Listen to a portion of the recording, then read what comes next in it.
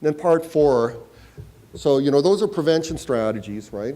So it's the primer prevention, systems prevention, and early intervention. But we also need to think about the other side, what happens in terms of accommodation and supports. And so accommodation has to be part of a system of care. And this is really important. It often gets missed, and often gets misconstrued too, right? When you talk about housing first, often people go, that will never work because you can't just dump somebody in housing with no supports. And that isn't what housing first means at all, right? Housing first means get someone in housing and then get the supports to them. But the type of supports that young people need are different than what adults need, right? So for adults, they may need help getting housing and setting up housing and that kind of thing. They may need mental health supports or addiction supports, that kind of thing. May need some financial support, that kind of thing. Young people need all of that, sure, of course. But they also need life skills support, right? Again, how to work with the landlord, how to keep a place, how to do laundry, how to not invite 20 young people to move in with you, right? I stopped doing that myself, right? They need income and employment opportunities, right? So the programs that you set up need to give young people a chance to earn income. Doesn't mean just going straight into a job, because the other thing they need is support and education. If we hold education to be of high value for all young people in Canada, that means street youth and homeless youth as well. So in our programming, we have to consider how do we help young people re-engage with school. If you work with young people who wind up homeless, you'll know some of them have left school and didn't really have problems at school. They liked school even. And others hated school and had incredible difficulties because a lot of the things that contributed to their homelessness also contributed to disengagement with school. So the kind of work that you're going to have to do with young people to get them back in school and support them is going to be different based on the young person. But it really should be at the middle of what you do, right? Keep them in school.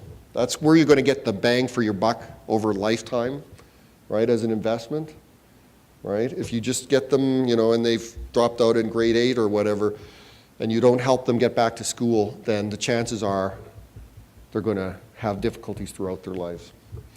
But the mental health supports, those are important, and those can be a challenge because for young people, they maybe have never had any connection with the mental health system. Also, many severe mental illnesses emerge during the teen years. Things like schizophrenia, bipolar disorder, those things often emerge. Sometimes that's the cause of homelessness. When I used to work with homeless youth, there'd be young people that you'd be working with, and then one day they start hearing voices. Like it can happen quickly.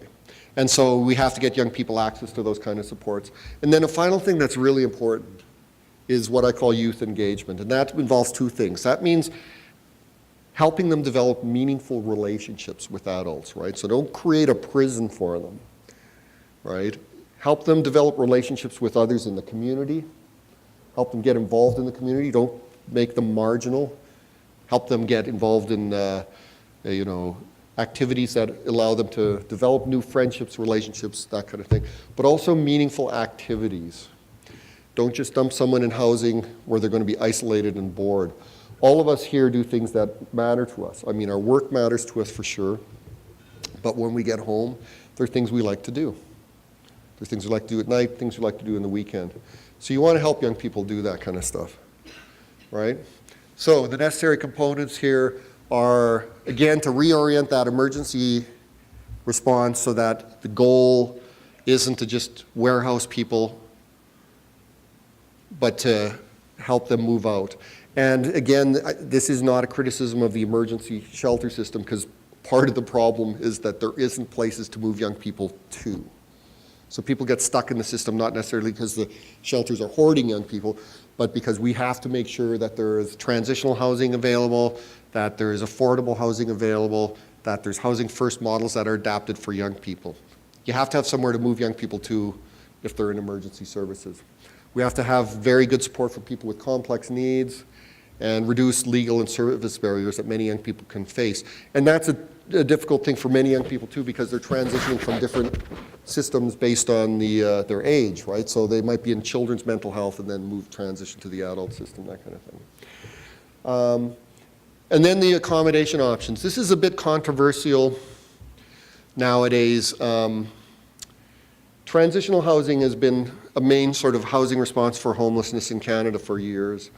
And now we have Housing First, which is very successful, very popular. We've learned a lot. It's one of the few things we do in the homelessness sector that you can definitely call a best practice, because the body of research that attests to its success is very good. But the success of Housing First means that transitional housing has often, certainly, especially amongst adults, is seen as we have to stop doing that. And I'm not sold on that idea with young people. I think for young people, we need to think about a range of housing options. Housing First may work for some young people, I'd say older youth, but not necessarily for younger people. Transitional housing is often what young people want. They often want to be in congregate settings. I was talking to a young person last week who's now 19. He lived in BC and Alberta and then in Hamilton, and he was saying how he actually really wanted to be in the transitional housing congregate place because he'd never had a family, and he really enjoyed the social aspect, right? And it gives people a chance, it lowers the risk.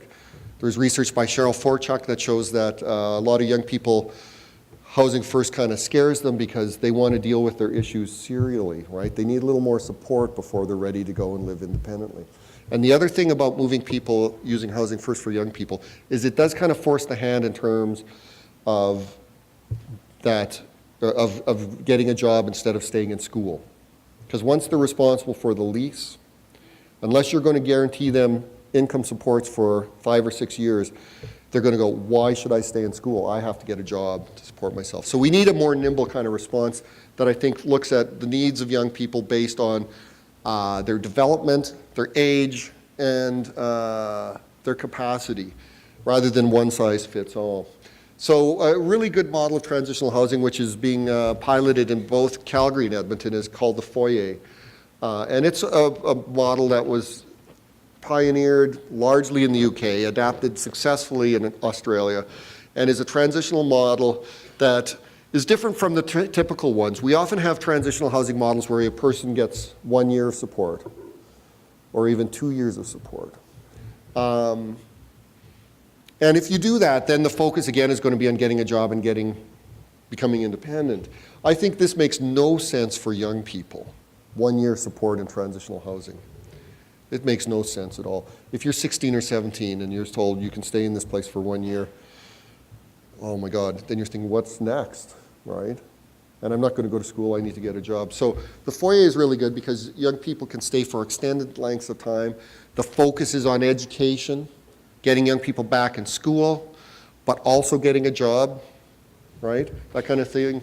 Lots of life skills, lots of good mentoring, wrapping the support around the young person. The best models really are client-centered, not, again, getting the young person to fit the Foyer program, but having the Foyer support the young person. And we've also, at the Homeless Hub, developed a report on this that gives details and a toolkit for how you can develop this kind of model in your community. And you can do it in all kinds of different ways. You can do it with a scattered site model, right? So you support young people living in their own apartments in different places in town, so that lowers your capital costs, right? But you can also do it in a small facility. You can buy one house. It's what they do in Australia, right? They'll buy a house with 3 bedrooms or 4 bedrooms, and then you have the staff worker who stays there, and then young people have their own apartment and they can stay there. They go to school. In Calgary, Boys and Girls Club runs a program like that called Haven's Way. Both Calgary and Edmonton, as I say, are piloting the Foyer, and Calgary Woods Homes is doing it, and what they're doing is targeting young people leaving corrections, right? Because that's a big deal, right? So it's very cool. And then the Housing First approach does work for a lot of young people, right? Again, it has to be done differently. Don't just take the adult model, apply it to young people. One of the challenges with Housing First and all that body of research is it focuses almost entirely on adults. We actually know very little about how Housing First works with youth. We're in the process now of developing, I was going to tell you this, a framework for Housing First for youth that actually looks at how you build transitional housing in as one of the options. Again, because if Housing First is about client choice, which it is, and the young person wants to be in a transitional or congregate environment, or doesn't want to hold the lease, if that's their choice, then our Housing First model has to accommodate that. And so I do consider that there is a role for transitional housing. And so I'm going to conclude here with a confession that is going to help us think about how we should deal with youth homelessness. So I have a major confession to make here. I have 3 sons. 2 of them live in transitional housing. And that place is called my house. Okay? They're young adults. They're in school. They're working. They're learning to live independently. They both want to move out, desperate to move out, right? They make mistakes. We have good times together. We also argue.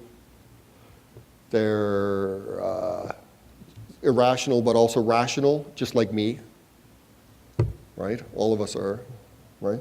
They make good decisions and bad decisions just like me. And they're getting time to grow into adulthood. But it's transitional because someday they have to leave, and they will leave. And so what I don't understand is with our response to youth homelessness, we don't take the basics of what we know is required to raise a young person into adulthood, to raise our own young people into adulthood, and build our response to youth homelessness around that. In other words, give young people time. Encourage them to stay in school. Let them know that they're going to have adult support. Your comment about respect is important earlier when you're talking about your grandfather. I think that one of the things we often miss when we deal with youth is we deal with them in a very disrespectful way. We make assumptions about them. We're often very judgmental. Respectful encounters are everything, right? Treat them with respect, but give them time. Give them the safety to make mistakes, the time to grow into adulthood and be happy, right? And it won't all be easy, right? Those of you with kids know that, right? Like, it's not easy. Life is complicated. And if you think back again to when you were 17, it's not easy, like moving into adulthood wasn't easy either for a lot of us, right? But we have to really be committed and build our response around that. Stop building it around what works for adults or even what works poorly for adults. Develop something that's built for youth to help them grow into adulthood. So a lot of these resources you can find on the Homeless Hub. And and we generate stuff all the time. So go to the Homeless Hub. We have a weekly newsletter where we highlight the best of what is known in terms of research and policy around homelessness. And if you have reports and things that you develop in your community, we can help push them out, right? So that's one of the things that we will do. So questions now?